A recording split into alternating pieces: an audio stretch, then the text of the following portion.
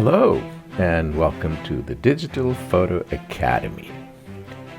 In this video, we're going to look at something called the preferences in Photoshop.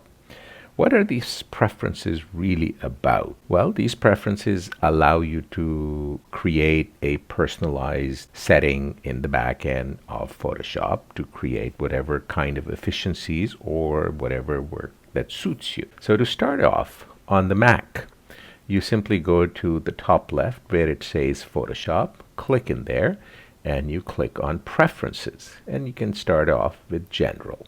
You will also notice that there is a keyboard shortcut associated with it, which is called Command K. On a Windows platform, if you're using Photoshop, you will need to go onto Edit, and all the way towards the bottom, you will see something called Preferences, which is exactly the same space that exists in the Mac environment. So fundamentally, it's all the same. Now, you don't need to change everything in here, but eventually it's a choice that you make. I have not modified these preferences. So whatever I'm seeing here is what the defaults are. So it's a choice that you need to make. How do you wish to set your preferences? Now, preferences will be driven by your choices. Okay, so I am simply going to create a set of preferences that I believe are good for me, and I'll try to rationalize as well. So one of the things that I like is have auto update open file based documents. I don't like to export the clipboard because there is really no need for it. And clipboard is something when you copy something from one image, paste it to another document, another image, or another application. So Photoshop will end up saving all of those things and just create unnecessary junk. Use legacy new document interface. Since I am working in Photoshop CC 2021, which is version 22, the interface is slightly different. So if I preferred using the older one, this is what I will do. And then, skip transform when placing. Basically, when you copy and paste an image into a new document, or you are placing an image directly through Adobe Bridge, or dragging and dropping and placing, you have the option of transforming it or not. By default, it'll come up with the hangers to transform or to scale it. So it's up to you. So I kind of prefer to have that available because I've already left this resize image during placement. So it'll basically resize the image to fit the window. And I also prefer to keep the placed images as smart objects. So I have left this alone. Then the color picker, you have a choice of Adobe, or let's say in my case, since I'm on an Apple computer, it says Apple. If you're working on Windows, be it Windows 10, 7, whatever it may, it will show you the Microsoft color management system. So I suggest for photography, it should be left to Adobe. The heads-up display color picker, it's again, what size do you want? How do you wish to appear? I kind of like it to leave it alone. Image interpolation, bicubic automatic, I've left it alone. The important ones or the relevant ones are, let's say, the interface. What color interface do you wish to have? Do you want it to be dark? Do you want it to be light? Do you want it to be lighter still? Do you want it to be white? Again, personal preferences. I kind of like it mid-gray, so I am leaving it alone where it is.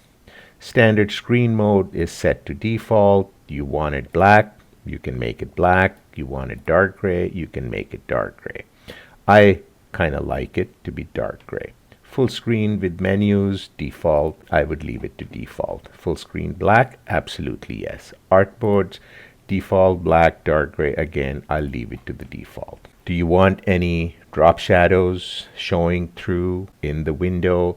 You want a line separating? You want nothing? I prefer the line because drop shadow takes up just a tiny bit more resource. Same idea as opposed to a drop shadow, I'll just keep a line. Full screen, I don't want anything in here. In the artboard, I just want a line. That's all. Okay, user interface is language, and this is the font size. You want it tiny, you can make it tiny, or you want it small, you want it medium. I kind of prefer to have it medium, and that's it. So scale user interface to font, so the user interface will also scale up according to the size of the font that you choose. Leave these alone. Show menu colors, show channels and colors, and dynamic color sliders. You don't need to worry about it. Then coming to the workspace. This is important to a certain degree. You have options, because there's so many panels within the Photoshop world, how you wish those to behave. So if I were to say auto collapse iconic panel, so things will collapse by themselves once I'm done with it. I kind of like to leave it alone. So generally leave this to the default. Tools is important for me. Now, if you recall, in Photoshop, when the preferences option is not open and you hovered your cursor over a tool, you will start to see a window with directions as to what this tool is about. That refers to the rich tool tips. So that again takes up resources. Depending on the nature of resources you have in your image, you may wish to use that. I don't personally need to do that. Enable gestures, use shift keys for tool switch, over scroll, flick panning. Flick panning is very useful if you are using a touch device where you can actually just flick with the finger and it just continues scrolling very gently and slows down. So I'm working on a desktop. I don't have a touch thing other than when I use the tablet. So I really don't care about the flick panning. I would leave the rest of the stuff alone, honestly. This is a personal choice. Do you wish the zoom to work with a scroll wheel? If you decide to, by all means, go for it. Animated zoom, sure. Zoom resizes window. I think that's a good idea. History log, you don't need to do anything unless you're going to be developing some actions and things like that, where you might wish to record the entire history of everything that you had done or committed to a file. So you don't really need this.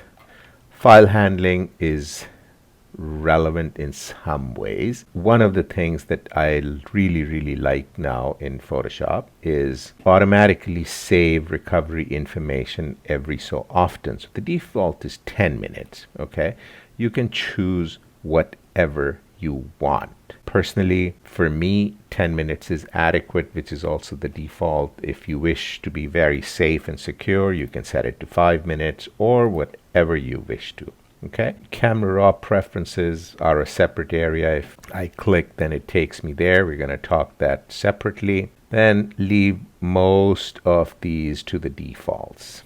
Okay, now the one thing that is important is maximize PSD and PSB file compatibility. If you click in here, there's a choice of never, always, or ask. I strongly personally feel that it should be left to always, particularly if you're also a Lightroom user. And while working in Lightroom, you process your raw file and then you decide to export it out as a PSD file, and then you may be opening, or you may decide you want to immediately open the file in Photoshop. It is important for it to be compatible to the Photoshop format, because if it is not, Lightroom may struggle in recognizing that Photoshop file when you try and import it. So leave the defaults to the cloud document directory if you have an account, which you should. If you're subscribing to CC, you will also get a cloud space and you can determine where that directory resides on your computer. Export is a relatively new feature. I believe it's at least 2 or 3 iterations old now with Photoshop. Just like Lightroom, Photoshop now allows you quick and direct exports, quick and dirty, I would call it. So PNG is something that I am not keen on. I don't mind a JPEG, and with a quality probably around 70 that I would personally prefer. And ask where to export, because I wish to know with regards to metadata. Yes, I do want my copyright and contact info, and when I'm exporting a JPEG at that, I probably am exporting it for a web environment or sharing it in an online or social media environment. So I will leave it to convert to sRGB. And that's about it. Performance, this is a fun one. So I would recommend, since this we're dealing with photography here, default photos. Now at the same time, this is just to ensure what it is, okay? And if in doubt, you just keep your cursor on that space, and underneath here in the description panel, it actually gives you the details of what it is talking about. Okay, so notice something in the description. It is talking about the cache tile size, amount of data Photoshop stores or processes at once. Choose bigger tiles for faster processing of documents. With large pixel dimensions, choose smaller tiles for documents with small pixel dimensions and many layers. Changes will take effect the next time you start Photoshop. So what are they talking about? So I'm kind of jumping the gun here, so please forgive me. You see this cache tile size. The default is 1024. If you have good computer resources available, go for the bigger one. And cache level, you can leave it to 4. I personally don't care about the 50 history states, because honestly, if I'm going to go back 50 states for whatever reasons, there may be a bit of a problem, because the more the history states, the greater the scratch disk space, and perhaps the slower the performance, depending on how you may have allocated the scratch disks. I am actually quite happy with about 25. Memory usage is the top. You can actually determine how much RAM you allocate to Photoshop. So the default is around 70%. If you've got tons of RAM and you make sure that you don't use any other applications at the same time, you're welcome to try increasing it, but test it out and see what happens, because you can always come back and reset these things, and we'll talk about that a little later. Graphics processor. Now, depending on the nature of graphics processor you may or may not have in your system, this may be available or not available to you. So if you do have a high quality graphics processor, you can check on the advanced tab, and you have, advanced, normal, and basic. I would leave it to the advanced and then see what it's all about. So here it'll use the graphics processor to accelerate computation and whatever it is. So I have the ability, I have checked it, and that's all that I really care about. So when we talk about scratch disks, what are scratch disks? Scratch disks is a hard drive space. It could be more than one. That's why I was using the plural, where Photoshop will store the temporary files, and it does create a whole lot of temporary files. You have whatever number of drives that are installed on your system will show up in here. Okay, so I have a bunch of drives. So I have a backup drive, I have another drive here, I have another base, which is my Mac hard drive, and then I have a data RAID set in here as well. So this is a RAID. I have allocated this as the primary drive. If I wanted to modify something, okay, so let's say I want this drive to become a temp drive, which will hold my cache from the scratch disk, and I want to take it up as the primary. You see these arrows pointing up and down. Simply click on this so that it's highlighted, and you simply bring it up. So now it'll first store here. When it starts to run out of space, then it'll go to this drive and then come to my operating system drive. So it's generally a good idea to keep the scratch disk, which is not your operating system, because then Photoshop doesn't have to worry about read-write simultaneously and concurrently at the same time. So let's say I'm okay with this. Cursors. How do your tool cursors appear? Personally speaking, the default may be normal brush tip. I like to see the actual brush size, and at the same time I do kind of like to see the center crosshair, so it gives me a very good idea of where exactly and what it's going to do. And then you have other options. It's entirely up to you how you wish to. So this is the only thing that I'm concerned about. Other cursors, standard, precise, I kind of like to leave it as a standard. And brush preview, I've left it to whatever the default was. The other thing is transparency and gamut. The grid size, when you create a Photoshop transparent file in Photoshop, you will see a checkered grid in the background. You can choose what size do you see in the grid. So I changed it to large. That's how it will be. These are just visual things, okay? And grid colors. Do you want it to be dark? Do you want it to be light, medium, whatever that suits your fancy? And you can modify the colors as well in there, but I suggest leave it alone. To me, this is an important part particularly as a photographer. So the default generally here when you open it up will be a gray, dull gray, mid gray, and 18% gray. So I kind of like to choose a color. And to access the color picker, you simply click on this little block where the color is, and you can choose the color that you want.